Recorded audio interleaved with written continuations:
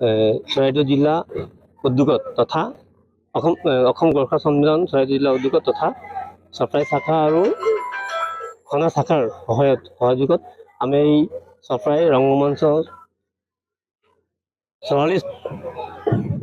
84তম প্ৰতিষ্ঠা দিৱস আমি ইয়াত পাতিছোঁ আজি। আমাৰ প্ৰথম কাৰ্যসূচী আছিলে ৰাতিপুৱা চাফাই অভিযান, তাৰপিছত আছিল দ্বিতীয় কাৰ্যসূচী আমাৰ পতাকা উত্তোলন, চৰিত্ৰপণ, তাৰ লগতে আমি আমাৰ আমাৰ অসমৰ শিল্পী যি আমাৰ কলিজাৰ টুকুৰা বুলি ক'ব লাগিব, তেওঁৰ আমি শ্ৰদ্ধাঞ্জলি প্ৰদান কৰিলোঁ। তাৰপিছত আমাৰ 1 বজাৰ লগতে আমাৰ মুকলি সভা আৰম্ভ হৈছে। মুকলি সভাৰ আগতে আমি ৰাখিছিলোঁ আমাৰ অসমৰ যে আমাৰ গোৰ্খাসকলৰ নৃত্য, এই নৃত্য অন্যতম নৃত্য মাৰণি নৃত্য বুলি কয়, এই নৃত্যটো আমি প্ৰদৰ্শন কৰি ৰাখিছিলোঁ। তাৰ পাছত আমাৰ মুকলি সভা আৰম্ভ হৈছে। মুকলি সভাত আমাৰ বিশিষ্ট অতিথিসকল আহিছে, লগতে চৰাইদেউ জিলাৰ প্ৰথম বিভাগৰ পাছ কৰা হাইস্কুল হায়াৰ ছেকেণ্ডেৰী যিসকলে পাছ কৰিছে তেওঁলোকে আমি আমাৰ এই অনুষ্ঠানতে সম্বৰ্ধনা অনুষ্ঠান ৰাখিছোঁ। আৰু এতিয়া আমাৰ দিনৰ কাৰ্যসূচী চলি আছে আৰু আমাৰ সম্বৰ্ধনা চলি আছে। গতিকে আমি ভাবিছোঁ আৰু আমাৰ আমি গোৰ্খা সন্মিলন আজি 84তম আমাৰ গোৰ্খা জাতিৰ এটা অন্যতম কৃতি সংগঠন বুলি কোৱা হয়।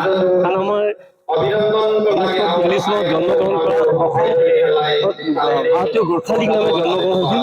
তাৰ পৰিৱৰ্তে গৈ 1944 চনত শোণিতপুৰ জিলাৰ গড়পালত প্ৰতিনিধি সভা এই সংগঠনটো লীগৰ পৰা গৈ গোৰ্খা সন্মিলন আমাৰ কাম কৰিলে। তেতিয়াৰ পৰা আজিলৈকে আমাৰ গোৰ্খা সন্মিলন এই সংগঠনে আমাৰ বিভিন্ন আমাৰ গোৰ্খা জনগোষ্ঠীৰ বিভিন্ন অভিযোগ শিক্ষাৰ ক্ষেত্ৰত হওক, যুৱকৰ ক্ষেত্ৰতে হওক, গোৰ্খা জাতিৰ যিমান অভিযোগ থাকে এই সংগঠনে আমাৰ আগবাঢ়ি কাম কৰি যায় আৰু চৰাইদেউ সংগঠন আমাৰ আগত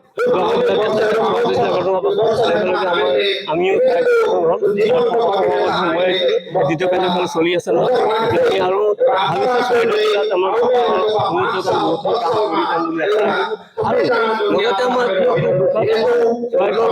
আমাৰ অসমত 26 লাখ গোৰ্খালীসকল বসবাস কৰে। আমাৰ চৰাইদেউত প্ৰায় 15,000 গোৰ্খালী আছে। 3টা সমষ্টি পৰে। নাজিৰা সমষ্টিৰ 3-4খন গাঁও পৰে, শ্ৰীপুৰ, উদয়পুৰ, মস্তাপুৰ আৰু সমষ্টি পৰে আৰু সোণাই সমষ্টি। এই 3টা সমষ্টি গঠিত চৰাইদেউ জিলা। গতিকে আমাৰ গোৰ্খাসকলে আজিৰ তাৰিখত বহুতখিনি উন্নতি হৈছে আৰু আগতো আমাৰ উন্নতি হ'ব বুলি ভাবিছোঁ। আমি এই প্ৰতিষ্ঠা দিৱস সকলোকে মই অভিনন্দন জনাই মোৰ চমু। যিকোনো খবৰৰ বাবে যোগাযোগ কৰক আমাৰ এই নম্বৰত 9181 307 221।